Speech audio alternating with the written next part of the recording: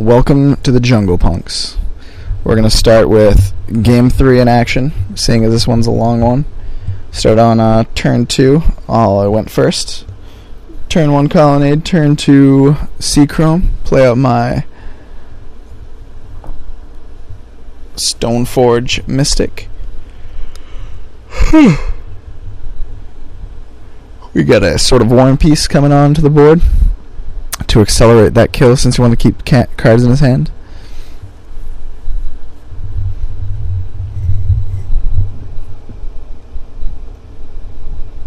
He's going to pay 1 red, and he's going to dismember.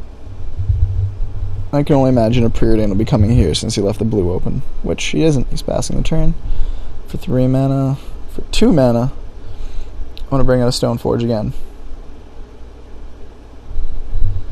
Again, no dispels, no spell pierces on my creatures. So I'll get a Batterskull. Fill up my hand again like I did in Game 2 before I got Splinter Twinned out.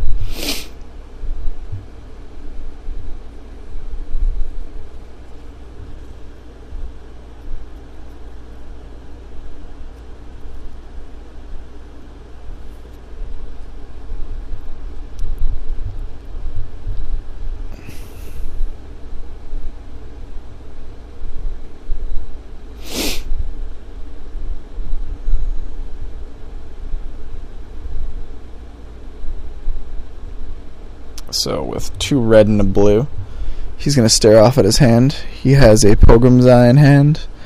Looks to be a mana leak, and I cannot make out the other cards. Only ones I can assume are going to be a Splinter Twin at some point. So Scalding Tarn, giving him a lot of options in what his mana base wants to be. If he wants to fluctuate at 3 red. Once he hits 3 red, I feel like my Spreading Seas don't really do anything at that point. Because even if I do, I'm just really helping him out with his mana base to get more blue on the board. But while he's at 1 or 2, if they're in that situation, it really helps out a lot. So I'm going to mana leak that, take care of that. I don't want to see any more of that. End of turn. Cheat in. Batterskull. I think I'll go find that germ token at some point. No promises. Yep, there you go.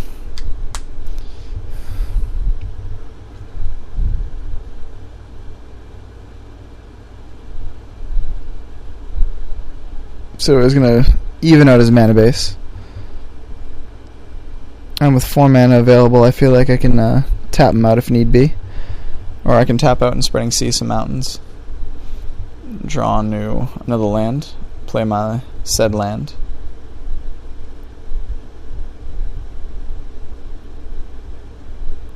Swing in with that Batterskull, gain 4, 8-point life swing. Those life swings with life gain directed damage are so key.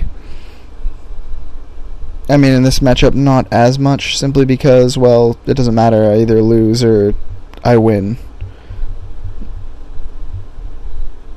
I cannot tell what this card is. I assume it's Manic Vandal. I'll return to my hand.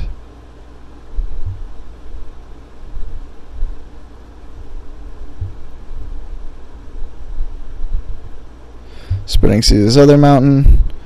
Now he's sitting on all blue. I don't have to worry about the twin combo for another 2 mountains.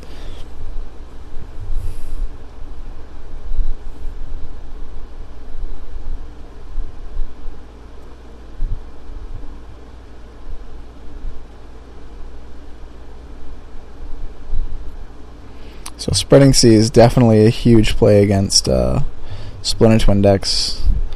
Not only just Valakut, they have a double purpose. I'm very, very happy about it.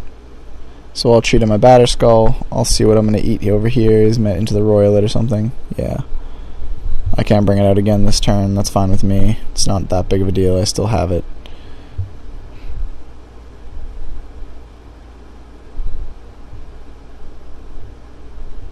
Big play over here would be bringing out that Sword of War and Peace and equipping it, and then just going to town. But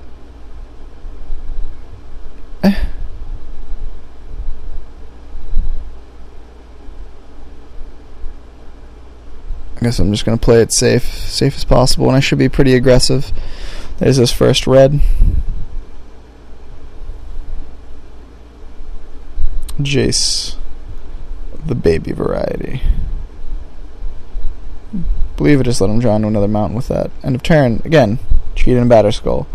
Keep playing answers.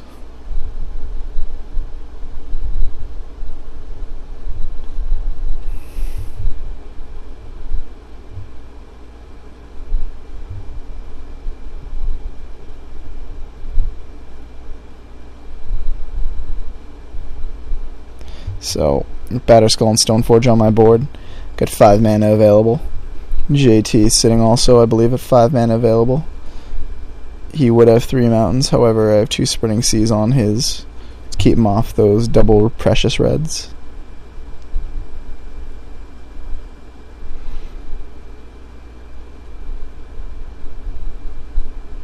I can't play the War and Peace now in case he has the combo in hand, because he can drop his double red, or his second red, I mean, and go from there and just win next turn. So I have to play it safe and swing at the Jace.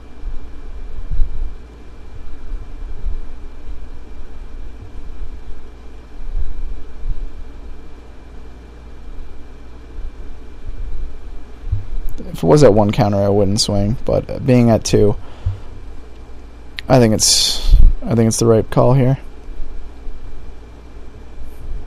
Once it's at 1, I can let it sit there. Either he's going to kill it or he's going to let me draw, and that's a risk I can actually take at that point with what I have in hand. Play the Metamorph. Metamorph will copy Batterskull. He's going to mana leak it, which I'm fine with. It just means he has less answers for my solutions to his win condition.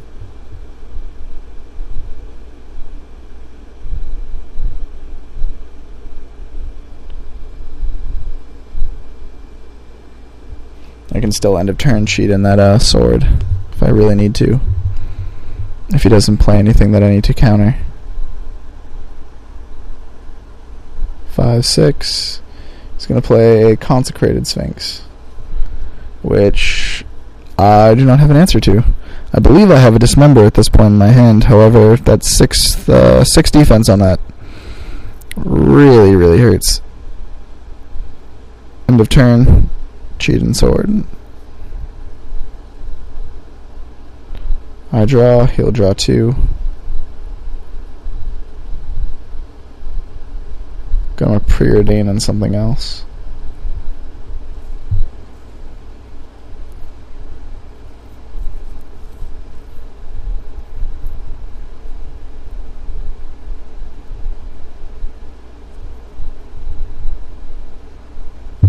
Every card that they draw seems to be so very important.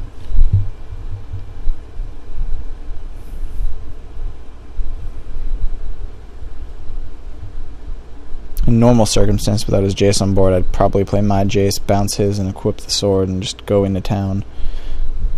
And I think that actually might get a game if I end up doing that, but him being at 16, hit for 6, no, it'll bring him down to like 6-ish. But again, it's not some risk I can take against a deck that'll kill you at any point in time with 1 turn.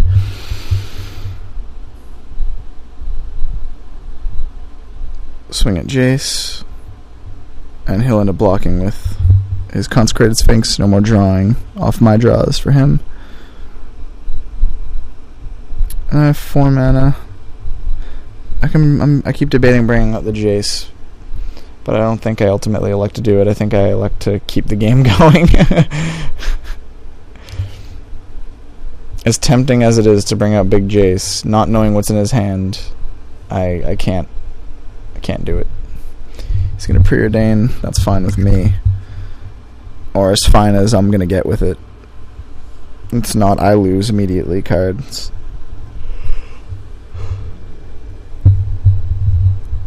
Although he did just draw an Inferno Titan. He's going to pass turn. I'll draw it up. Play a Glacial.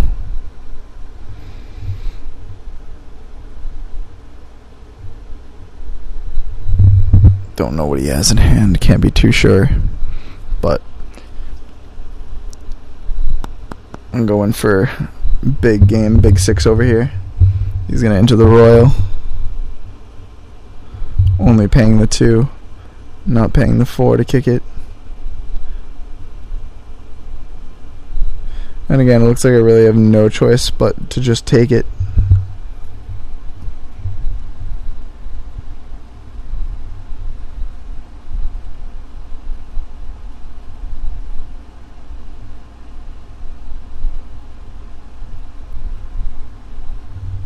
Just so much going on.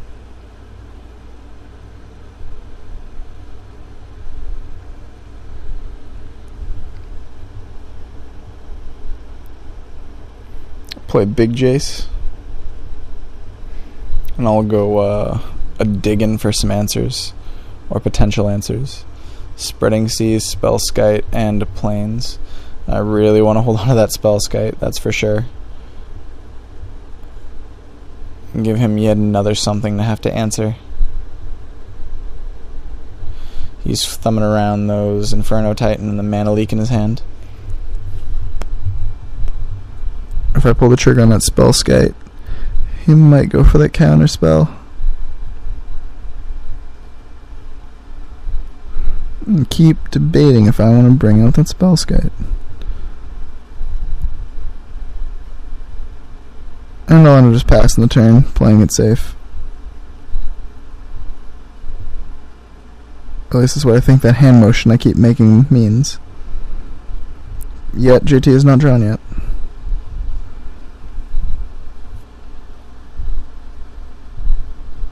Yep, I elected to pass the turn.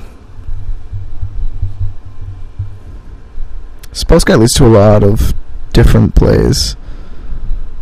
A lot of interesting defenses and offenses. But he's going to end up playing big boy Titan over here.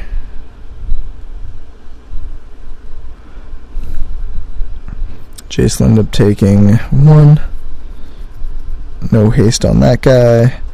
But I got some jutsus. I got jutsus. We're going to go on to part 2 of this. We're going to continue with me against normal co-host JT DiMaio.